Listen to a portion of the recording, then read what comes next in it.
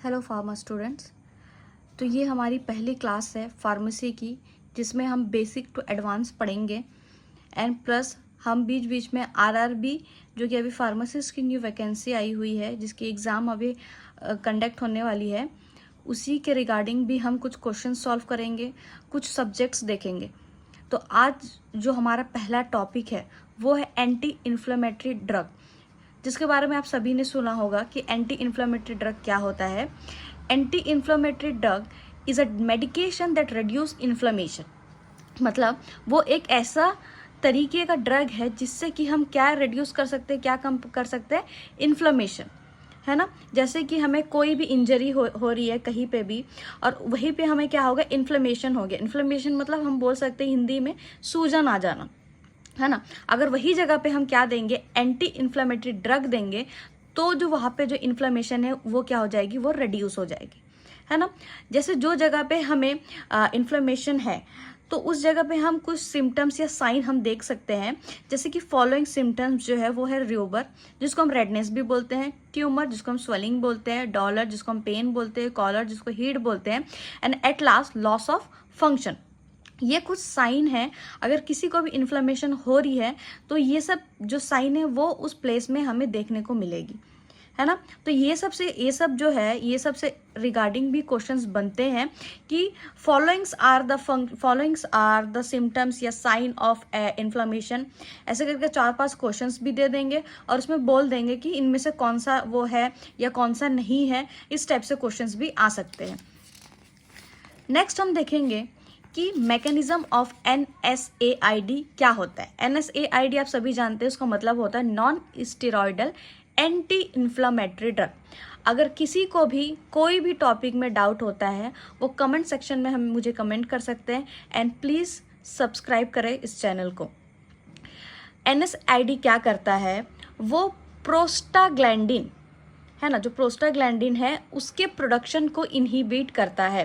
Prostaglandin क्या है कि जो जगह पे इन्फ्लेमेशन हो रही है, तो इन्फ्लेमेशन होने के लिए जो मेन रीज़न है वो क्या होता है, प्रोस्टाग्लैंडिन के कारण ही इन्फ्लेमेशन होता है। अब क्वेश्चन ये आता है कि प्रोस्टाग्लैंडिन का कैसे सिंथेसिस या मेटाबोलाइज कैसे होता है। तो उसके लिए जो सबसे मेन है, जैसे कि ये एर्किनोइक एसिड, है ना, ये कॉक्स क्या है, एक एंजाइम है साइक्लोऑक्सीजिनेज। ये क्या करता है, प्रोस्टाग्लैंडिन के सिंथेसिस एंड उसके मेटाबोलाइज में हेल्प करता है। तो कॉक्स सबसे पहले प्रोस्टाग्लैंडिन बनाता है। प्रोस्टाग्लैंडिन से मेटाबोलाइज जो रहता है वो क्या होता है, प्रोस्टाग्लैंडिन H2, जिसको हम PGH2 भी बोलते हैं। और उसके बाद ये जो प्रोस्टाग्लैंडिन है वो डिफरेंट आइसोफॉर्म, मतलब डिफरेंट टिश्यूज में एक आइसोफॉर्म के तरह क्या होता है, वो प्रोडक्शन या सिंथेसिस होता है। जैसे कि पहले हम देख रहे हैं ये प्रोस्टाग्लैंडिन E2, जिसको हम PGE2 भी बोलते हैं। ये जो प्रोस्टाग्लैंडिन रहता है वो टेम्परेचर होम्योस्टेटिस रहता है, मतलब वो टेम्परेचर को मेंटेन करने के लिए रहता है। दूसरा है प्रोस्टासाइक्लिन, जिसको जो वैसोडाइलेशन का काम करता है। तीसरा है थ्रोम्बोक्सिन A2, जो कि वैसो कॉन्ट्रिक्शन का काम करता है। नेक्स्ट है हमारा प्रोस्टाग्लैंडिन D2, जो कि स्लीप रेगुलेशन को मेंटेन करता है। And at last prostaglandin F2 alpha, जो कि ब्रोंको कॉन्स्ट्रिक्शन में काम करता है। तो ये है हमारे कुछ मैकेनिज्म ऑफ NSAID कि कैसे प्रोस्टाग्लैंडिन जो है वो इन्फ्लेमेशन को कम करने में मदद करता है। अब यहीं पे जैसे ये कॉक्स इनहिबिटर है, कॉक्स एक एंजाइम है, सॉरी, तो ये जो एंजाइम के ऊपर ही हमारा NSAID, इसका हम अभी क्लासिफिकेशन पढ़ेंगे, है ना, कि कौन कहाँ पे आके किसके एक्शन को इफेक्ट करता है, किसके कारण कहाँ पे किसका प्रोडक्शन होना बंद हो जाता है, ये हम उसके क्लासिफिकेशन में पढ़ेंगे। तो हमने अभी देखा mechanism, action and definition of anti inflammatory drug की। नेक्स्ट, अभी जो हमने कॉक्स एक एंजाइम के बारे में बात किया था, तो कॉक्स जो होते हैं वो 2 तरीके के होते हैं। एक होता है COX-1 और दूसरा होता है COX-2। तो COX-1 जो होते हैं वो हमेशा कहाँ एक्सप्रेस होते हैं, सेल्स में, और लेकिन COX-2 कहाँ होते हैं, जो टिश्यू में इन्फ्लेमेशन हो रही है वहीं पे हमें COX-2 देखने को मिलेगा। क्लियर है सबको। नेक्स्ट है क्लासिफिकेशन। अब ये है मेन क्लासिफिकेशन, इसी के रिगार्डिंग आरआरबी बोलो, एम्स बोलो, जितने भी फार्मा एग्जाम होंगे उसमें ये क्लासिफिकेशन जो है वो एक इम्पॉर्टेंट रोल प्ले करता है। NSAID के जो क्लासिफिकेशन है वो 4 तरीके से डिवाइडेड है।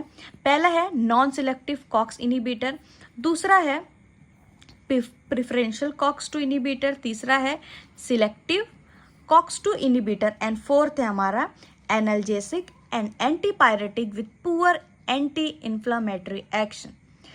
नॉन सिलेक्टिव कॉक्स इनिबिटर का मतलब होता है कि ये COX-1 एंड COX-2 ये कहीं पे भी जाके वो क्या कर सकते हैं, अपने इफेक्ट को शो कर सकते हैं, जिसमें मेन हमें क्या याद रखना है इसके एग्जांपल्स को, जैसे कि एस्पिरिन हो गए हैं, और इसमें अलग अलग ग्रुप्स है, जैसे सैलिसाइक्लेट में एस्प्रिन आ जा रहा है, इनोलिक एसिड डेरिवेटिव में पायरोक्सिकैम आ जा रहा है, एंटी एसिड डेरिवेटिव में इंडोमेथासिन आ जा रहा है। अभी जो मेन जो अभी एम्स की जो एग्जाम कंडक्ट कराई गई थी, एम्स की सॉरी, तो उसमें इंडोमेथासिन से भी क्वेश्चंस आए थे।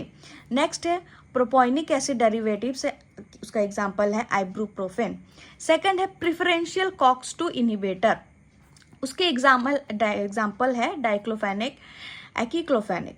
नेक्स्ट है सिलेक्टिव COX-2 इनिबिटर, मतलब ये अपने हिसाब से सिलेक्ट करके ही उस क्या करते हैं, उस एंजाइम पे जाके वो अपना एक्शन शो करते हैं। एग्जाम्पल है सेलिकॉक्सिक, पेरिकॉक्सिक। हमेशा याद रखना है कि सिलेक्टिव में जो एग्जाम्पल जो होते हैं वो लास्ट में कॉक्सिक अगर कोई भी ड्रग के पीछे लगा है उसी से हमें समझ जाना है कि ये सिलेक्टिव COX-2 इनिबिटर्स में आते हैं। Last analgesic antipyretic with poor anti inflammatory action, इसके एग्जांपल है PCM, जैसे कि पैरासीटामोल, मेथामिजोल। ये जो हमारे जो क्लासिफिकेशन है ये बहुत इंपॉर्टेंट होते हैं फार्मा रिलेटेड